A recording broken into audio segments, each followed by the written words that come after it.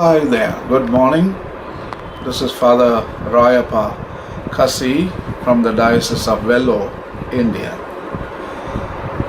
I'm going to talk about Laudato Si, an encyclical written by Pope Francis. This encyclical is on ecology and environment. Pope Francis calls this planet as our common home. That means it is a home for 2 million species of animals and plants. So far we have been thinking that humans are the only one species living on this planet. But Pope Francis is telling, no, humans are only one species living with other 2 million species of animals and plants.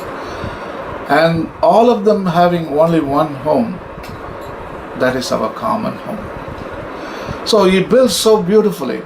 When he writes this, he is basing himself on ecological intelligence, ecological mindfulness, and ecological consciousness.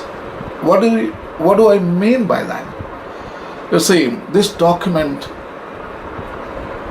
is a kind of eco-theology. Ecology and theology, both of them combined together. And this encyclical is basing itself on the three foundations. What are the three foundations of eco-theology? The first one is a thorough understanding of the immanence of God in creation. In other words, we should feel the presence of God in each and everything we experience on this planet Earth. In Hinduism they say God is even in the atoms. Thunilum irupar, thurumbilum irupar. God is in everything is present, even in an atom, even in a soil, even in the sun. So His presence should be understood by us. So that is the first foundation. In other words, it is called ecological intelligence. That means we understand God is present in everything. The second foundation is nature of humans in relation to the remainder of creation. In other words, who are we? Are we really humans? And are we real stewards? We are supposed to care for creation, and we are the zenith of creation, we are the jewel of creation or the crown of creation, and we have a special place in creation. So in other words, are we truly human as we portray, as we have understood about ourselves? Are we really humans? So if we are humans, what is our role? What is our place? Should we care about others, or should we care about ourselves? Or should we exploit the rest of creation for our own self-interest? So this kind of questions. In other words, it's an ecological mindfulness.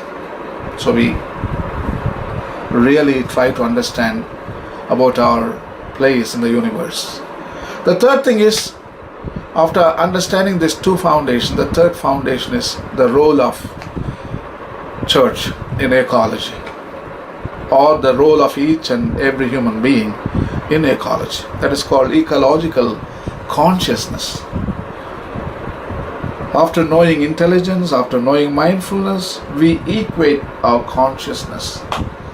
So when the first two parts, we can call it a logic. The last one, ecological consciousness, we can call it a sentiment or a religious rationale. In other words, consciousness. So now in consciousness we get bioethics, all kinds of ethics, and we get spirituality, the creation-centered spirituality. So these three foundations is absolutely necessary to make eco-theology. That is what Pope Francis is doing in Laudato Si. So three foundations: ecological intelligence, ecological mindfulness, that last one is ecological consciousness. You see, the whole book, the whole encyclical is divided into 6 chapters. The first chapter, Pope is discussing about what is happening to our common home. Oh my God, it is shocking. You can't even believe about the global warming and climate change and the extinction of species, the water problem, the pollution, the throwaway culture, all those stuff. And planet Earth he sees as a pile of filth. That is a very strong statement. Everywhere rubbish, everywhere plastic bags. So what is happening to our common home? It is danger. It is disaster, devastation, plunder, exploitation, heat, extinction of species, deforestation, erosion, drought, famine. This is all happening on our common home. So that is ecological intelligence. He tries to examine in the first chapter. The second chapter talks about the gospel of creation, in which there is a motive, there is a mission, there is a mandate given to human beings. In the chapter Genesis 2:15, till it and keep it. So in this second chapter, Pope is telling humans need to find their place, and God has created humans to take care of creation, to preserve, to conserve the natural world. And the third chapter is the roots, human roots of our ecological crisis. Pope Francis is telling human activity is the cause for all the disaster in the world. And this is many scientists call this the 6th mass extinction. Already 5 mass extinctions have happened in the history of the planet. So this is the 6th mass extinction.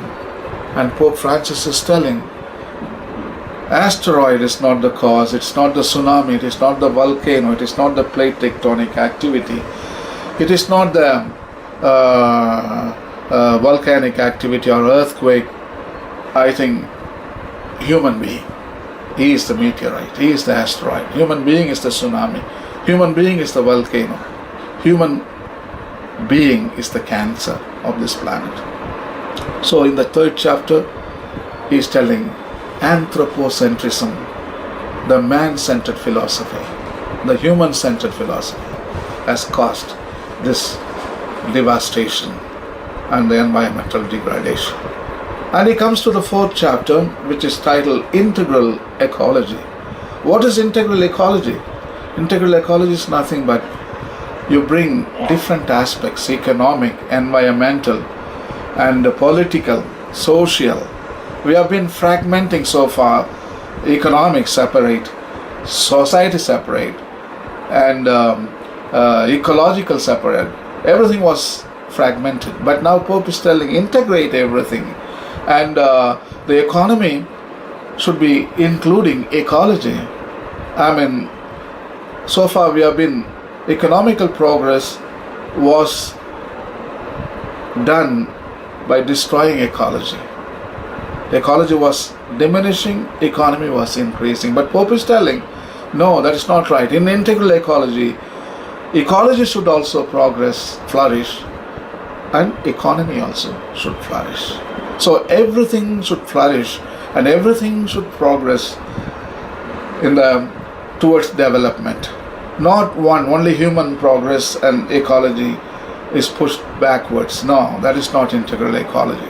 So everything, every philosophy, every internal thinking, every external thinking, every internal action, every external action, we put it together, and that is the power. When we come together, that is the power. It is a convergence of all human capabilities in order to tackle the global warming and climate change.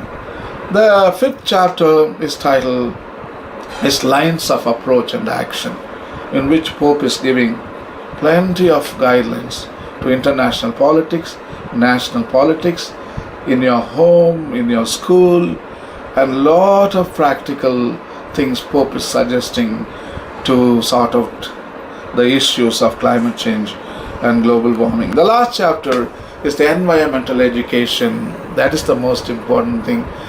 That is important. So it starts in the family, mother, father, and we need to instruct our children. And family becomes the basic unit where we learn about ecology and we learn about ecological intelligence, ecological mindfulness, ecological consciousness. I think it starts from the family and moves on to school and moves on to college, moves on to society, and it moves on to the whole world. So I think ignorance is the cause of all global warming and climate change. All the extinction of species, drought, famine, and water problem. All this because of ignorance, because we don't have ecological intelligence. We don't have ecological mindfulness. So we don't have ecological consciousness. So education is a very important thing, and people need to be educated, especially in seminaries, in novitiates, and in parishes. I think there is a lot of things to do in parish. Parish priests can take up this work of educating kids on every Sunday. And I think Pope Francis has done a very good job. It's a lovely, lovely encyclical, and it's easy to read, and 6 chapters, and it goes on to appeal to everybody on this planet. And take care, and God bless, and have a nice day.